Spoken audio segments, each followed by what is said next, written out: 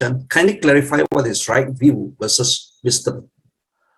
What is right view versus wisdom? It is basically it is the same thing. Yeah, these are just different ways of kind of looking at the same idea. Of course, the idea right view really begins with the idea of learning the teachings of the Buddha. Yeah, so right view starts out, the Buddha tells you that this is the way the world is. And so because the Buddha says so, and you have faith in the Buddha, it means that you take on board that right view coming from the Buddha. So it starts off as an act of faith. Yeah, this is usually how it begins, as an act of confidence in the Buddha's teachings. So when the Buddha says that there is such a thing as rebirth, well, okay, so you say, okay, maybe there is rebirth because the Buddha says so. If the Buddha didn't say that, then you might be more uncertain about whether there is rebirth or not. Yes, you take that on board because the Buddha said it. And then so that is the beginning of right view. And then as you develop the path, as you reflect on these things, as you see things happening inside of you, as you develop a kind of insight into the five khandhas and the world, then you start to see these things that the Buddha was teaching you.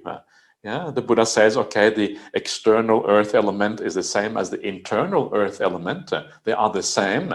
But then as you reflect on it, you start to see it more clearly. It becomes more powerful. It starts to become an idea that you can use at any time like that to get rid of attachment to the body. It is like you start to realize this right view. It becomes part of your own understanding of the world, right? This is kind of the idea with this. So the idea is to internalize the right view, to make it yours. And then that, of course, is where it becomes far more powerful as a consequence. And eventually that right view becomes super duper powerful when you eventually come to the very end of the Buddhist path and you see all of these things in your own way, through your own insight. So it's like a gradual movement, where you start out with a more basic confidence. That is just a very superficial kind of right view. And then you make these things your own. And the more they become your own, the more it is your own understanding, the more powerful it is in your meditation practice. But the more you understand, actually, it is true what the Buddha says about the world being out of control. I don't know what's going to happen next. We tend to have this rosy idea of the world. The world is going to go in a good place. But the more you see that, the more you contemplate the world around you, you see how out of control it is, the more powerful it becomes in your own meditation practice. So we internalize things. And then as we internalize things, as we see things in the right way, that also becomes then your faith becomes stronger, your confidence becomes stronger. So your faith and confidence grow with your wisdom, with the right view. All of these things grow together. They are basically the same thing, but they are just different degrees along the path. Thank you, Ajahn. Ajahn, as a layperson with careers, how do we prioritize the Dhamma? Well, it's simple. The reprioritization just means that you put Dhamma into your everyday practice. When you have a career, you make sure that you do that career in such a way that it accords with the Dhamma. You are kind to your colleagues, you are kind to your customers, you are kind to your whoever it is. You live the Dhamma in daily life. So you bring the Dhamma into your career. And I think that very often the most successful people in the world are those who are really good people. They are good because good people, no one feels threatened by good people. And because no one feels threatened by them, they will allow you to rise through the ranks, and you will very often have successful careers as a consequence. But remember that one of the points here is to prioritize in the right way. So if your career does not maybe go the way you had thought it would go, well, it doesn't matter. You realize actually it is quite irrelevant, because when you die, who cares about that career? The career is behind you. You can't take that career with you into the future. What you take with you into the future are the good qualities you have built up inside. That is what matters for the long run.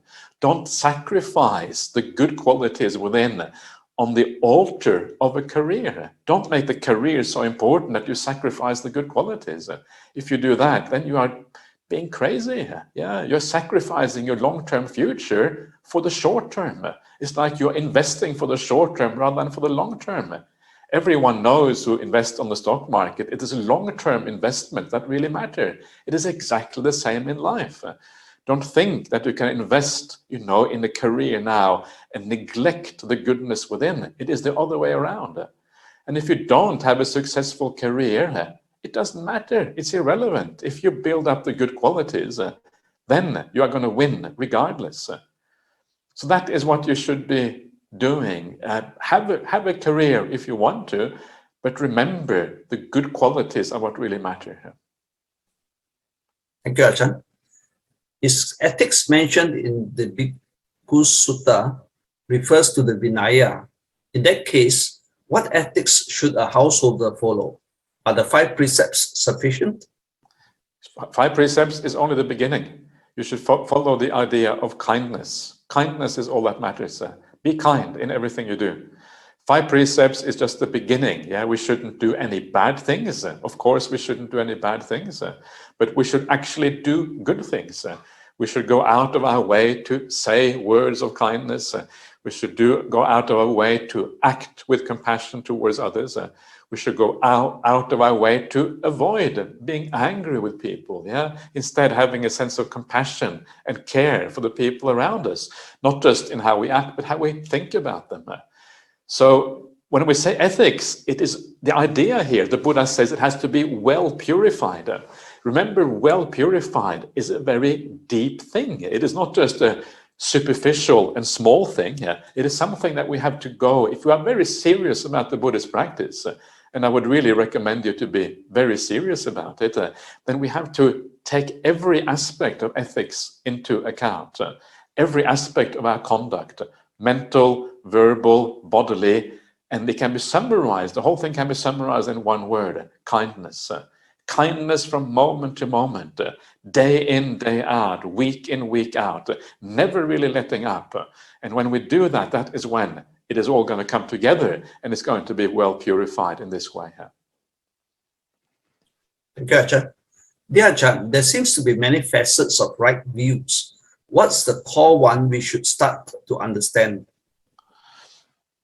Well, the right view is, the way that it is often described in the suttas, the right view is that you should believe in rebirth. You should have an idea of rebirth. You should have an idea of karma. Yeah, you should have an idea that there are enlightened people in the world, like the Buddhas. There are teachers in the world who know what they are talking about. Yeah. These are kind of 3 of the basic ideas, yeah? And from that comes the idea that we should be generous, we should live well, because if karma is true and all of that. But the problem with some of these ideas is that they are often too theoretical. If I tell you that there is rebirth, or the Buddha says there is rebirth, and you say, yes, I believe in that, it may not affect you very much, because it's kind of difficult to really grasp sometimes. Okay, there is rebirth. So what? Okay, maybe there is rebirth. And because of that, it is actually very important to be as practical as you can with the idea of right view. Yeah, this is kind of the whole point. So this is why I'm saying one of the very important points. There's 2 very fundamental ideas that I like to focus on when it comes to right view. And one of them is the idea that other people in our life, they are not really independent agents. There is no self. It requires a self for there to be an independent agent. So people in the world, they are the result of all kinds of causes and conditions. The way they act is like saying yesterday, it's like the wind in the trees. Yeah, people are no different from the wind in the trees. They do things because cause and conditions. And in the same way that you don't get angry with the wind in the trees, in the same way you should not get angry with people in the world, because they are no different from the wind in the trees. That is the first very powerful insight about right view that you can use, yeah, in Buddhism. And the second one, which I have been focusing on here, is the idea that the world of the five senses, the world of our ordinary life, yeah, when we go about our ordinary relationships, when we go about our careers, when we go about our hobbies, our travels around the world, whatever it is, the entertainment in that world, all of that world, is to remember how uncertain it is. We tend to take refuge in the world of the five senses, but it is a crazy thing to take refuge in that world because it is out of control. If you take refuge in the world of the five senses, if you take refuge in other people, then suddenly they die, and then you grieve, you become sad. If you take refuge in peace and stability in your country, suddenly there is war. Things are so unreliable. We don't know what's going to happen next. And what we do know with absolute certainty is that one day we're going to die. Everything is going to be gone. So it is the wrong place to take refuge. The right place to take refuge is in something that actually gives you a more long-term happiness and long-term benefit. And that is the spiritual path. It is practicing kindness. It is practicing meditation. And then you create a home for yourself within. That allows you to be happy in this life because you have secured something independent in this very life, and it also allows you to bring that happiness, that security with you also into the future, into future lives as well. Yeah, so you can see here, you start out with this idea, simple idea as a right view, but then they somehow end up with talking about rebirth. Yeah, that one of the reasons why we then live well in this life is because we take a long-term view. We know that there's going to be some kind of rebirth. Okay, I better take that into account. So suddenly rebirth comes into this after all. That is when you start to understand why the Buddha said rebirth is so important. But we need to put it in the context of this life. What makes this life work? The impermanence, the instability, the uncertainty of this life. Then kind of rebirth gets added on and we can understand it in that context. Dear Ajahn, in our daily lives, we alternate between choices of what I should do that is good for me and what my sense organs want to do. Sometimes the desires win and I feel guilty. For example, I cave in and watch TV or eat junk food instead of doing meditation. How do you suggest we deal with this negative guilt and feelings of defeat when we did not choose the right thing to do because it is uneasy to be conflicted?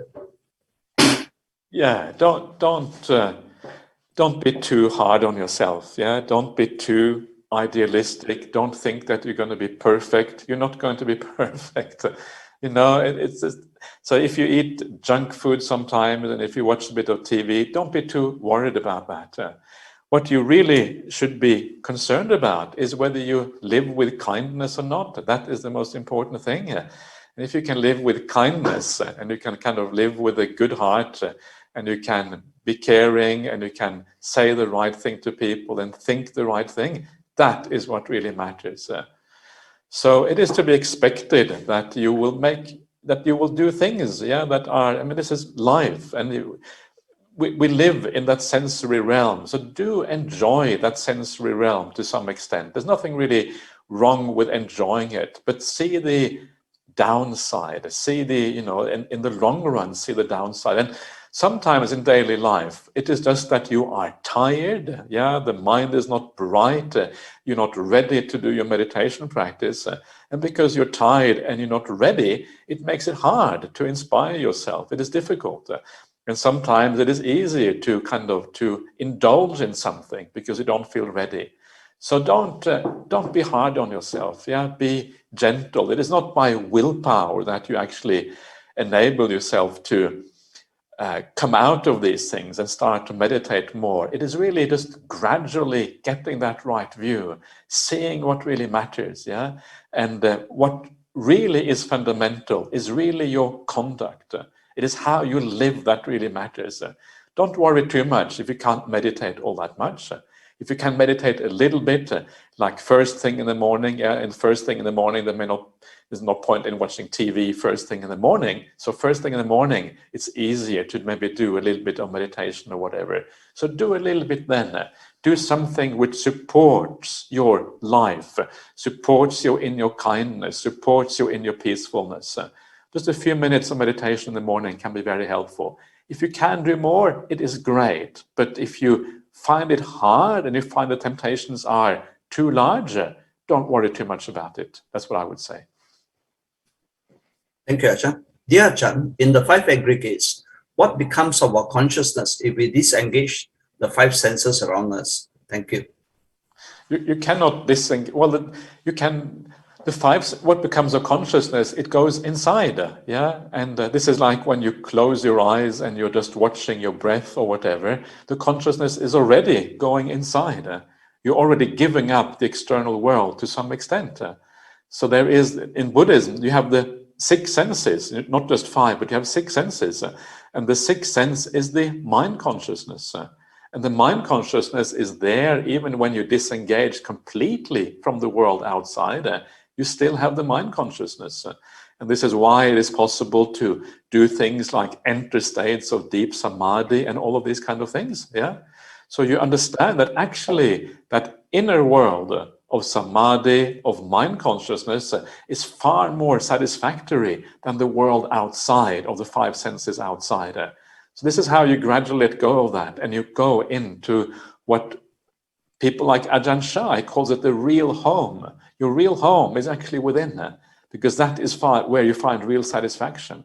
That is where you find a preliminary relief from the suffering of the world. Yeah, so you go into that home instead. And that is what happens when you let go of the five senses. Thank you, Ajahn. Dear Ajahn, what is the best way to practice kindfulness among self-righteous people, as going along and fulfilling wants and needs will only make one burnt out? On the other hand, it is considered unkindful and non-cooperative to ignore things. You don't worry about other people. Yeah, the world is full of people who are self-righteous and who are greedy and who are angry or whatever, and that's just the way the world is. And you cannot. You have to be kind. You have to understand that these people, they are the ones who have a problem. Yeah, you don't have a problem. They have a problem because they don't understand the right way of living. They are not creating happiness for themselves. If you are very self-righteous and you are a very greedy kind of person, all you are really creating is suffering for yourself in the long run. So don't worry about these people. Have compassion for them. Have compassion for these people. Yeah, they don't really understand. They think that they are creating happiness for themselves when actually they are creating suffering here. And when you think about people in this way, all these people in the world, and there are, there are lots of people who live in the wrong way. There are many people who also live in a good way. This is why we have the Kalyanamitas. This is why we come together on occasions like this. So have compassion for these people. They don't really understand. And once you have compassion for someone, because they are hurting themselves, they are like a sick person. They are like an ill person. Well, how do you treat a sick person? You treat them with kindness. You treat them with care, because they don't really want to be sick. They are sick, no fault of their own. It's the sickness is part of human life. That is what they are like. And when you have compassion for someone, you can be kind to them. Thank you, Ajahn. Related question. In exercising our kindness to fulfill the needs of the world, what is our balance in doing so? Can we take a break and not participate to conserve energy for our own practice? Of course, yeah. No, when you are kind, it doesn't mean that you always have to kind of do charity work and you have to kind of help everyone all the time. It doesn't necessarily mean that. And one of the greatest acts of kindness that we can do is actually meditation practice. Yeah, it is just going inwards and actually disengaging from the world. People sometimes think that meditation is a selfish thing because when you meditate, you're not helping anyone. But the whole point of meditation is that you build up good qualities. Yeah, you build up peace inside. You build up happiness and kindness within yourself. And because you build up these things within yourself, when you then engage with the world, you actually have more kindness for the world. So when you disengage, that itself is an act of kindness. And the deeper your meditation is, the greater is the degree of kindness that you are developing within yourself. So meditation is kindness. Yeah, there's no distinction between the two. So absolutely don't overexert yourself. Don't do too much in the world. If you do too much in the world, you will lose your energy, you will lose your compassion, you will lose your ability to have metta. Go on retreats, meditate, recharge your batteries. All of these things are incredibly important. Yeah, please do so. And when you do so, then you have that ability to live better as a consequence. Come to Jhana Grove. Yeah, now the world is opening up again. We can again come and see each other. And what a wonderful thing that is. Come down to Australia every now and again. And then Ajahn Brahm will come to Malaysia and see you all at the BGF or wherever, and I will come sometimes. And then we can kind of recharge these batteries, and we can actually build up all of these qualities within ourselves as a consequence. So you are very right about that. Find a balance. Know what is right for you. Remember that meditation itself is often a greater act of kindness than acting it out to other people. And when you know that meditation is a greater act of kindness than acting it out, then there is no conflict anymore between withdrawing into solitude, being peaceful and quiet, and living correctly in the world outside with kindness. These are two sides of the same thing. They're not really distinct at all. And this is why, as monastics, this is why the Buddha withdraws from the world. Yeah, the Buddha withdraws, he goes into seclusion. Why? Because that is where you understand things. That is where you build up the right view. That is where you come to see things in the right way. That is where you develop the good qualities within it. And then when the Buddha comes out of that seclusion, when he re-engages in the world, he is able to help enormously. Imagine how much the Buddha has helped the world. If you can become a little bit more like the Buddha, relying a little bit more on seclusion, relying a little bit more on meditation practice, you too will be far more effective in how you help others. And sometimes you don't have to say very much. Sometimes it's just your example. Being a kind and peaceful person will be very powerful to other people. Think about the people. Who are the people that you respect in your life? And very often you will know the people you respect are the kind people, the peaceful people, the people who have something profound about them, the people who are wise, who can say the right thing at the right time. You think, wow, this is really beautiful and powerful. Yeah. So we all respect the good people. And because of that, you follow that path, the same way of finding that peace and solidity within, withdrawing from the world when you have to, yeah, then you are going to be on the right track. Yeah. So I agree, find that balance, and then you are going to be heading in a good direction.